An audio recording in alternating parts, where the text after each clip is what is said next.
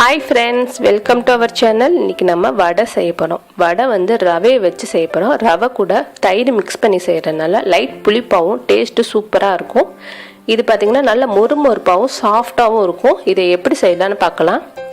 அதுக்கு முன்னாடி வீடியோ பார்க்குற ஃப்ரெண்ட்ஸ் அனைவரும் இது வரைக்கும் நம்ம சேனலை சப்ஸ்கிரைப் பண்ணாதவங்க ப்ளீஸ் மறக்காமல் சப்ஸ்கிரைப் பண்ணுங்கள்.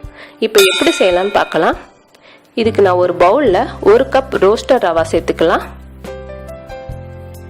இது கூட அதே கப்பில் 3/4 கப் கெட்டியான புளிப்பில்லாத தயிரா, நல்லா ஃப்ரெஷ்ஷான தயிரா வாங்கி சேர்த்துக்கோங்க. தயிர் சேர்த்ததுக்கு அப்புறமா இது கூட ஆப்ப சோடா வந்து தேவையான அளவு சேர்த்துக்கலாம். ஆப்ப சோடா போறதுனால வடை நல்லா சாஃப்டாகவும் மொறுமொறுப்பாகவும் இருக்கும். இது கூட 1 பீஸ் பச்சை மிளகா கட் பண்ணி வச்சிருக்க பொடிசா, அதையும் சேர்த்துக்கோங்க. 1/4 டீஸ்பூன் பெருங்காயத்தூள், 1/4 டீஸ்பூன் ஜீரகம்,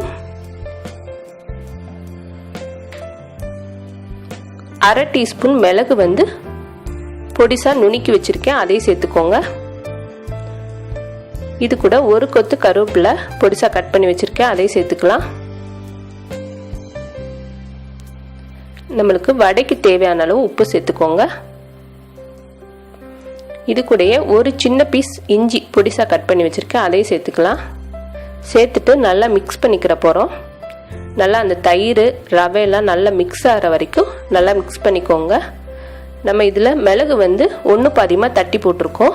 குழந்தைகளுக்கு வந்து சாப்பிடும்போது முழுசாக வந்து சாப்பிட பிடிக்காது. அதனால தான் இந்த மாதிரி உடச்சி போட்டோன்னா குழந்தைகளும் நல்லா விரும்பி சாப்பிடுவாங்க.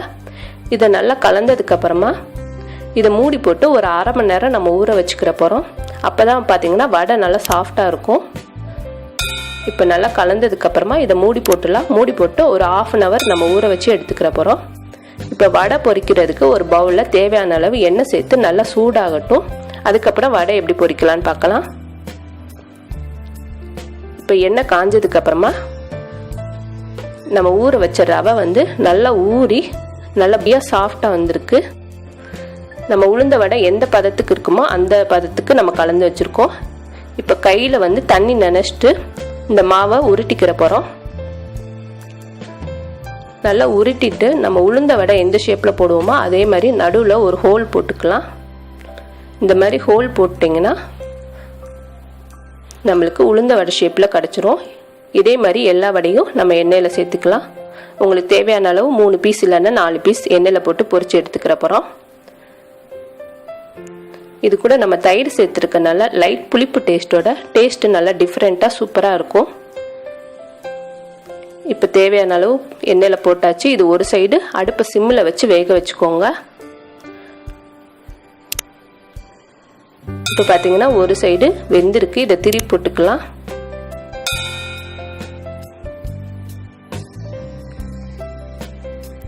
இப்போ எல்லா வடையும் திருப்பி போட்டதுக்கு அப்புறமா இன்னொரு சைடு நல்லா வெந்து கோல்டன் கலர் வர வரைக்கும் வேக வச்சுக்கிற போகிறோம்.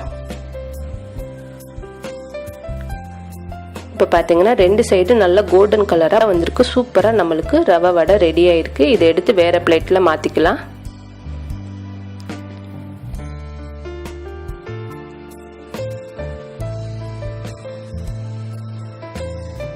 இதே மாதிரி எல்லா வடையும் நம்ம பொரிச்சு எடுத்துக்கிற போகிறோம். இப்போ நம்மளோட ரவை வடை ரெடி ஆயிடுச்சு. நம்ம நார்மலாக வடை சாப்பிடுவோம். இது நல்லா வித்தியாசமான டேஸ்ட்டாக சூப்பராக இருக்கும். இது பார்த்திங்கன்னா மேலே நல்லா மொறுமொறுப்பாகவும் உள்ள நல்லா சாஃப்டாகவும் இருக்கும். இது கூட தேங்காய் சட்னி சாம்பார் வச்சு சாப்பிட்லாம். சாம்பாரோட ஊற வச்சு சாப்பிட்டோன்னா நல்லா டேஸ்ட்டு சூப்பராக இருக்கும். இதை ஒரு தடவை ட்ரை பண்ணி பாருங்கள். லைக் பண்ணுங்கள், ஷேர் பண்ணுங்கள், மறக்காமல் நம்மளோட சேனலுக்கு சப்ஸ்கிரைப் பண்ணுங்கள். தேங்க்யூ.